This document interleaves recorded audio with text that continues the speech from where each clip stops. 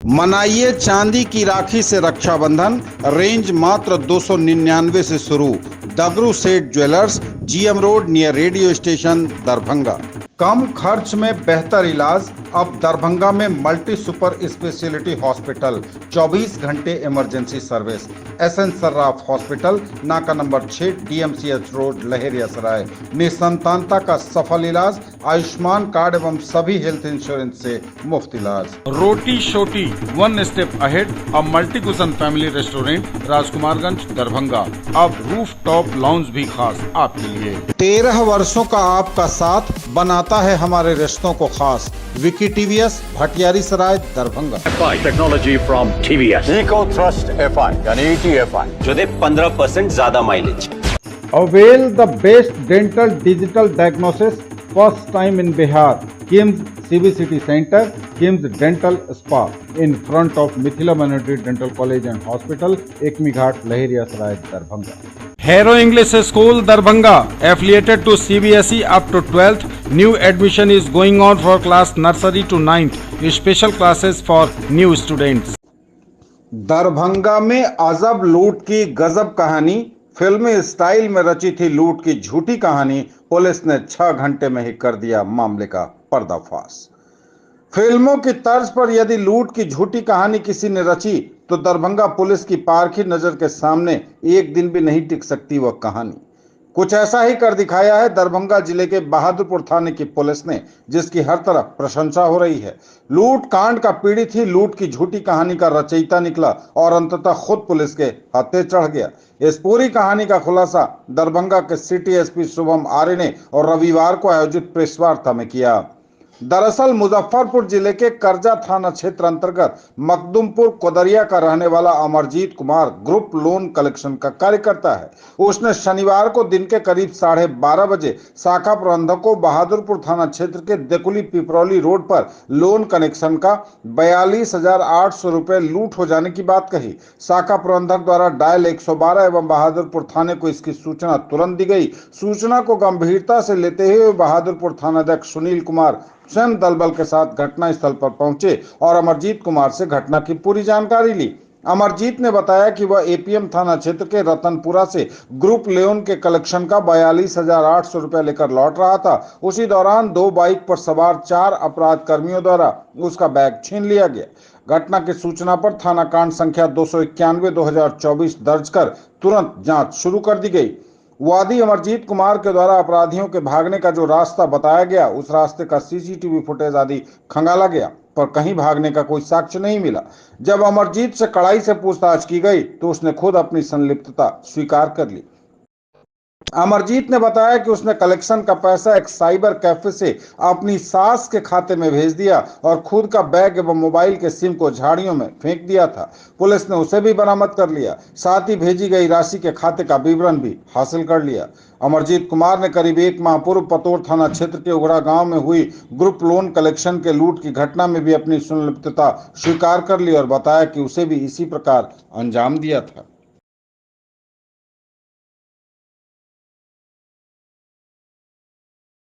अंतर्गत बहादुरपुर थाना में कल दिनांक 3 अगस्त को लगभग 12:30 बजे ये सूचना प्राप्त हुई कि अमरजीत कुमार जो व्यक्ति हैं, जो कि शाखा प्रबंधक के द्वारा इनको अधिकृत करके ग्रुप लोन को पैसा जो है कलेक्ट करने के लिए भेजा गया था। इनके द्वारा थाना में आगे सूचना दिया गया कि लगभग 12 के आसपास में इनके पास से कुल 42,000 के आसपास जो पैसा जो उन्होंने रिकवर किया था, वो कुछ 2 अज्ञात अपराध कर्मियों ने जो 2 बाइक पर थे, उन्होंने इनसे लूट लिया गया।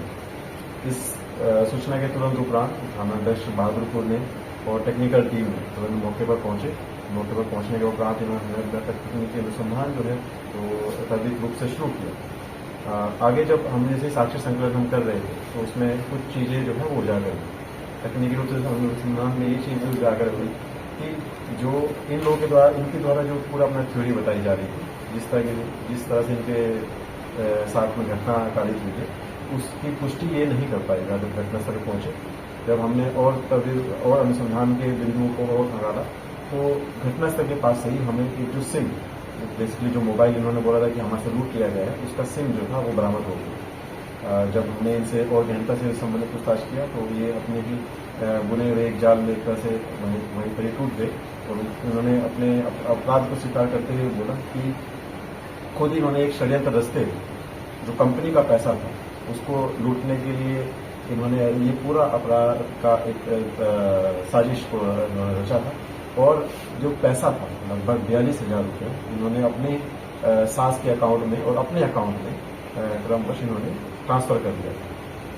इसके बाद में इन्होंने जो छानबीन किया इन्होंने वहाँ से अपना बैग और मोबाइल जो इन्होंने फेंक दिया था, छुपा दिया था, उसको भी इन्होंने रिकवर करवाया।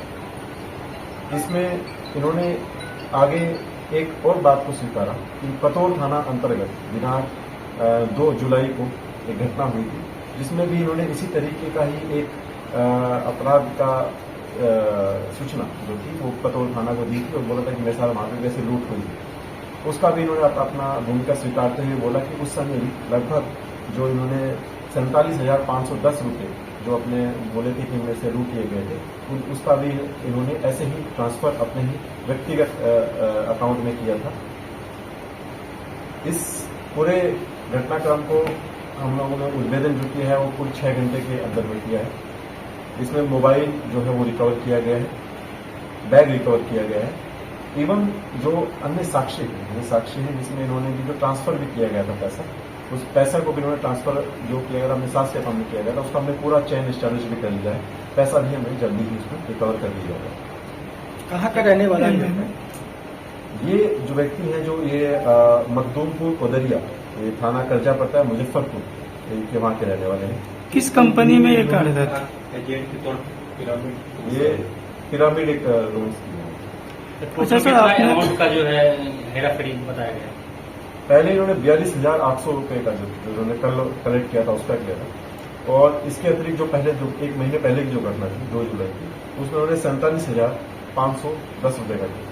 इनका कुछ ये जो आपराधिक इतिहास भी रहा है अभी तक आपराधिक इतिहास जो सामने आया है उसमें जो पतोर वाला मामला है वो उजागर हो गया है।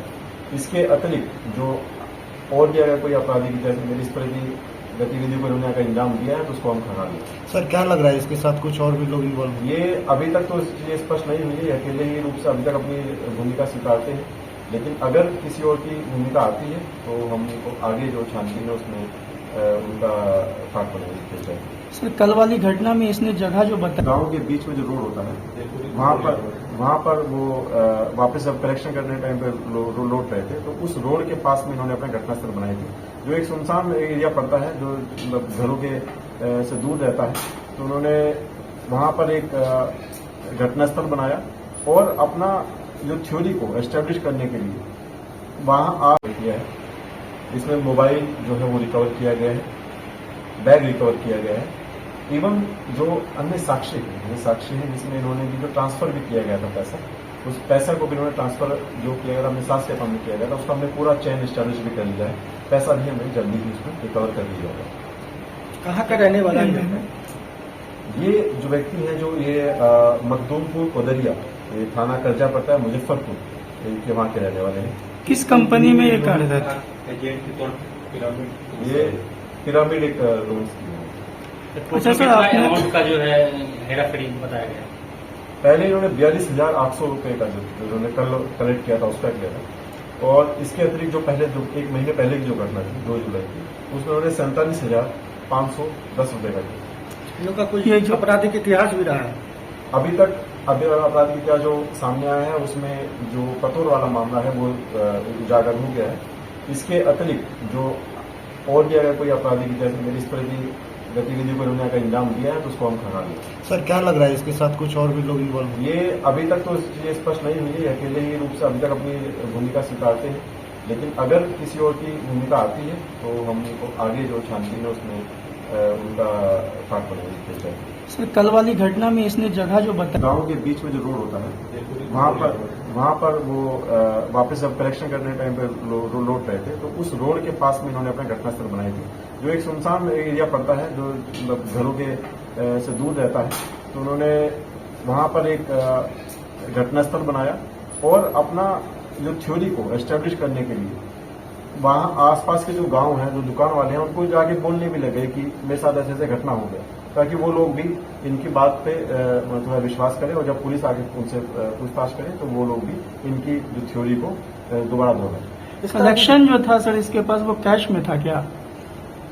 अब जैसे वो कलेक्शन जो है आमतौर पे करते हैं वो कैश में करते हैं, तो ये और इनको अगर ये भी अलाउ है कंपनी की तरफ से कि अगर ये कैश में इनको पैसा देता है जो ग्राहक लोग होते हैं, उसको ये अकाउंट में, कंपनी के अकाउंट में ट्रांसफर करा सकते हैं। लेकिन इन्होंने कल की जो इन्होंने कलेक्शन था, इसमें इन्होंने पहले से, क्योंकि ये षड्यंत्र रच लिया था, तो इन्होंने कुछ 15,000 जो था वो अपने ही अकाउंट में ट्रांसफर करा दिया, जो कि नियम विरुद्ध है, और बाकी जो था इन्होंने कैश में लिया, और कैश को फिर बाद में जाके एक साइबर कैफे के माध्यम से इन्होंने अपने किसी एक परिजन जो है, उनकी सास जो है, उनके अकाउंट में ट्रांसफर कर दिया। ये सर लोन का जो मामला है कभी बहुत संगीन है, क्या ये जो कंपनी है ऑथराइज्ड है या सर इसका कुछ बारे में?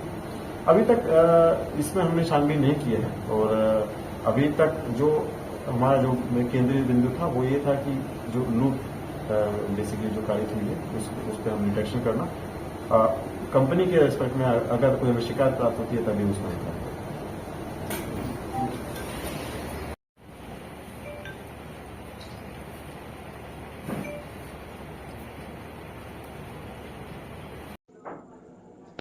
दरभंगा के सांसद गोपाल जी ठाकुर ने मुख्यमंत्री नीतीश कुमार से की मुलाकात। मिथिला के विकास पर हुई चर्चा। मिथिला के विकास में एक नए अध्याय की शुरुआत। सीएम ने सांसद से की मुलाकात। सांसद डॉक्टर गोपाल जी ठाकुर पहुंचे सीएम आवास। विभिन्न विकास परियोजनाओं पर हुई चर्चा। नीतीश कुमार एक सुलझे हुए राजनेता हैं। इनके अंदर बिहार के विकास का जो सपना और विजन है एनडीए शासन के नाम में, उसे धरातल पर साकार कर उन्होंने अपने बिहार के विकास की प्रतिबद्धता तथा नेतृत्व क्षमता का उत्कृष्ट उदाहरण प्रस्तुत किया है, जिसके लिए वे बधाई और साधुवाद के पात्र हैं। दरभंगा के सांसद और लोकसभा में पार्टी के सचेतक डॉक्टर गोपाल जी ठाकुर ने पटना के एक अन्य मार्ग स्थित सीएम आवास पहुंचकर मुख्यमंत्री नीतीश कुमार से शिष्टाचार मुलाकात के बाद अपने विचार व्यक्त करते हुए उपरोक्त बातें कही। इस क्रम में सांसद डॉक्टर ठाकुर ने सीएम श्री नीतीश कुमार को मिथिला की संस्कृति और परंपरा के अनुसार मिथिला पेंटिंग से सुसज्जित पाग, अंगवस्त्र तथा मखाना की माला पहनाकर सम्मानित भी किया। सांसद डॉक्टर ठाकुर ने अपनी मुलाकात के क्रम में दरभंगा संसदीय क्षेत्र के साथ साथ उत्तर बिहार, खासकर 8 करोड़ मिथिला वासियों के समग्र उत्थान से संबंधित विभिन्न समस्याओं की ओर ध्यान आकृष्ट कराते हुए कहा कि इन मुद्दों के समाधान के लिए सीएम ने शीघ्र पहल करने का आश्वासन दिया है तथा कहा है कि अपने शासन काल के शुरुआत समय से ही मिथिला क्षेत्र का उत्थान उनकी प्राथमिकता में रहा है तथा इन विषयों पर अविलंब संज्ञान भी लिया जाएगा। सांसद डॉक्टर ठाकुर ने दरभंगा में एम्स निर्माण कार्य का शीघ्र शिलान्यास, मिथिला के केंद्र दरभंगा में हाईकोर्ट के बेंच की स्थापना, डीएमसीएच के आधारभूत संरचना का पुनर्निर्माण, दोनार ओवरब्रिज गुमटी संख्या 25 का शीघ्र निर्माण, दरभंगा में मेट्रो संचालन की औपचारिकताएं, दरभंगा शहर में इलेक्ट्रिक बसों का संचालन, सुपर स्पेशलिटी अस्पताल, अबुल कलाम बालिका इंजीनियरिंग कॉलेज WIT, दरभंगा के कबराघाट स्थित देश के प्रथम राष्ट्रपति डॉक्टर राजेंद्र प्रसाद द्वारा शिलान्यास किए गए मिथिला संस्कृत स्नातक शोध एवं संस्थान, दरभंगा शहर को जाम से निजात समेत कई मुद्दों पर उनका ध्यान आकृष्ट कराया। पीरामल फाउंडेशन और किशोरी नगर महिला स्वावलंबी सहकारी समिति लिमिटेड के संयुक्त तत्वावधान में फाइलेरिया मुक्त कार्यक्रम को लेकर स्वयं सहायता समूह वार्ड नंबर 15 में जागरूकता कार्यक्रम आयोजित किया गया। सर्वजन दवा सेवन कार्यक्रम को लेकर संवाद का आयोजन हुआ, जिसमें फाइलेरिया बीमारी को लेकर चर्चा की गई, जिसमें मादा क्यूलेक्स नाम के मच्छर के काटने से यह बीमारी होती है, यह बताया गया। पूरे शरीर में माइक्रोफाइलेरिया फैलने लगती है। इससे बचाव के लिए सर्वजन दवा सेवन कार्यक्रम चलाया जाता है। इसे गांव घर की भाषा में हाथी पांव एवं हाइड्रोसील जैसे गंभीर बीमारी उत्पन्न होती है। इस बीमारी से बचाव के लिए सर्वजन दवा सेवन कार्यक्रम सरकार के द्वारा चलाया जाता है, जो 10 से 27 अगस्त तक दरभंगा जिला अंतर्गत इस बार चलेगा। महाविद्यालय एवं स्कूलों में 27 अगस्त से 29 अगस्त 2024 तक 3 दिवसीय बूथ लगाकर कैंपेन किया जाएगा। दरभंगा जिला अंतर्गत DEC टैबलेट, एल्बेंडाजोल एवं आइवरमेक्टिन टैबलेट खिलाया जाएगा। सर्वजन दवा सेवन कार्यक्रम के अंतर्गत 2 साल से कम उम्र के बच्चे, गर्भवती माताएं एवं गंभीर रोग से ग्रसित लोग ये दवा सेवन नहीं करेंगे। ज्वेलरी की दुनिया का चमकता सितारा, आभूषण जो चुरा लेंगे आपका दिल। दगरू Seth jewellers, GM road, radio station के निकट, दरभंगा। हॉलमार्क ज्वेलरी की पूरी श्रृंखला, सोना, चांदी एवं हीरों के मनमोहक आभूषण, किस्ना एवं जोरबा के डायमंड्स की अनोखी रेंज। आभूषणों की शुद्धता जांचें, बिल्कुल मुफ्त। हड्डी, नस रोग एवं स्त्री एवं प्रसूति रोग की चिकित्सा के क्षेत्र में स्थापित नाम SN Sarraf hospital, a multi super speciality centre, नाका number 6, DMCH road, Laheriasarai, Darbhanga. हड्डी एवं नस रोग का संपूर्ण इलाज एक ही जगह। रीढ़ की हड्डी, स्त्री एवं प्रसूति रोग एवं इससे जुड़ी तकलीफों की संपूर्ण चिकित्सा। General medicine, neuro, nephrology, general एवं laparoscopy surgery, ICU, NICU, pathology, ultrasound, sports injury का भी पक्का इलाज। UGC के निर्णय का विद्यापति सेवा संस्थान ने किया स्वागत, कुलपति को दी बधाई। नई शिक्षा नीति के तहत UGC द्वारा भारतीय भाषा संवर्धन समिति का गठन किए जाने एवं इसके मैथिली संभाग का नोडल विश्वविद्यालय मिथिला विश्वविद्यालय को एवं इसके नोडल पदाधिकारी कुलपति प्रोफेसर संजय कुमार चौधरी को बनाए जाने का विद्यापति सेवा संस्थान ने स्वागत किया है। UGC के इस निर्णय पर प्रसन्नता व्यक्त करते हुए संस्थान ने महासचिव डॉक्टर वैद्यनाथ चौधरी बैजू की ओर से कहा कि मिथिला के लाल प्रोफेसर संजय कुमार चौधरी के कुशल नेतृत्व में भारतीय भाषा के संवर्धन के लिए गठित समिति उद्देश्यपूर्ण सफलता हासिल करने में कामयाब होगी और 11वीं से लेकर PG, मेडिकल एवं इंजीनियरिंग की पढ़ाई मैथिली भाषा में भी जल्द सुलभ हो सकेगी। उन्होंने कहा कि कुलपति द्वारा इस समिति का नोडल पदाधिकारी नामित होने के बाद जिस प्रकार से विश्वविद्यालय मुख्यालय एवं इसके अधीनस्थ विभिन्न विभागों एवं महाविद्यालय को संस्थान का नाम मिथिलाक्षर में भी लिखे जाने का निर्देश जारी किया है, इससे उनकी दूरदर्शिता स्वाभाविक रूप से परिलक्षित हो रही है। मिथिला लेखक मंच दरभंगा के तत्वावधान में डॉक्टर योगानंद झा की पुस्तक चतुर्दश सूत्र पर चर्चा मैथिली साहित्य परिषद दिग्घी दरभंगा में हुई। सभा की अध्यक्षता डॉक्टर भीमनाथ झा, उद्घाटन डॉक्टर वैद्यनाथ चौधरी, मुख्य अतिथि शंकर झा, विशिष्ट अतिथि रमेश थे, संचालन चंद्रेश ने किया। डॉक्टर भीमनाथ झा ने अपने अध्यक्षीय वक्तव्य में कहा कि योगानंद झा एक समर्थ रचनाकार हैं और चतुर्दश सूत्र में विभिन्न रचनाकारों की रचना का मूल्यांकन अपनी रचना के माध्यम से किया है, जो सराहनीय है। इस अवसर पर प्रोफेसर उदय शंकर मिश्र ने कहा, योगानंद झा समर्थ रचनाकार हैं, इन्हें साहित्य अकादमी से पुरस्कार मिला हुआ है। अनुवाद के लिए मैथिली साहित्यकारों से आह्वान किया कि मैथिली पर जब अत्याचार हो तो आप लोग आकर नेतृत्व प्रदान करें। मिथिला राज्य की स्थापना के बगैर मैथिली भाषा का विकास नहीं हो सकता है। डॉक्टर योगानंद झा ने कहा कि चतुर्दश सूत्र में मैंने रचना की है, जिससे आप लोग इसकी कमियों को दर्शाएं। 39 years of service, build your child's future here. Don Bosco School, BB Pakar, Darbhanga, affiliated to CBSE New Delhi up to 10+2 level. Dedicated team of highly experienced teachers for all-round development of your children. Secured and disciplined environment, transport facilities available. Hurry up, admission open and admissions are free. Darbhanga, Bhagalpur, Muzaffarpur और गया में कहां से कहां तक चलेगी metro rail, 4 महीने में रिपोर्ट देगी एजेंसी। पटना के बाद बिहार के 4 और शहरों में मेट्रो ट्रेन चलाने की योजना तैयारी शुरू हो गई है। भागलपुर, मुजफ्फरपुर, गया और दरभंगा में मेट्रो रेल की संभावनाएं तलाशने के लिए राज्य सरकार ने रेलवे कंपनी को काम सौंप दिया है। रेलवे का उपक्रम rail India technical and economic service rights अगले 4 महीने के भीतर चारों शहरों में सर्वे करके अपनी रिपोर्ट सौंपेगी। इस सर्वे में यह पता लग जाएगा कि इन शहरों में किन प्रमुख स्थानों पर मेट्रो रेल चलाने की जरूरत जरूरत है और इसके संभावित रूट क्या क्या हो सकते हैं। राइट्स ने ही पटना मेट्रो का डीपीआर बनाया था। कंपनी आगामी 1 नवंबर तक फिजिबिलिटी रिपोर्ट राज्य सरकार को देगी। इसके बाद राज्य कैबिनेट से फंड जारी किया जाएगा। जानकारों ने बताया कि हरियाणा के गुरुग्राम स्थित राइट्स ने इन 4 शहरों में फिजिबिलिटी रिपोर्ट तैयार करने के लिए पैनल के 11 प्रोजेक्ट मैनेजमेंट कंसल्टेंसी से कोटेशन मांगा है। न्यूनतम बोली वाली एजेंसी को सर्वेक्षण का काम दिया जाएगा।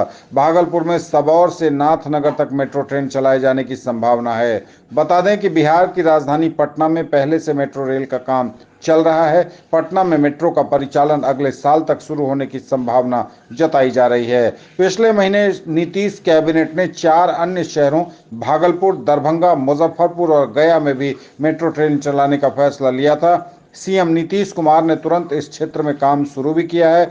सर्वे के लिए राइट्स का चयन करते हुए राज्य सरकार की ओर से फंड भी जारी किया गया है।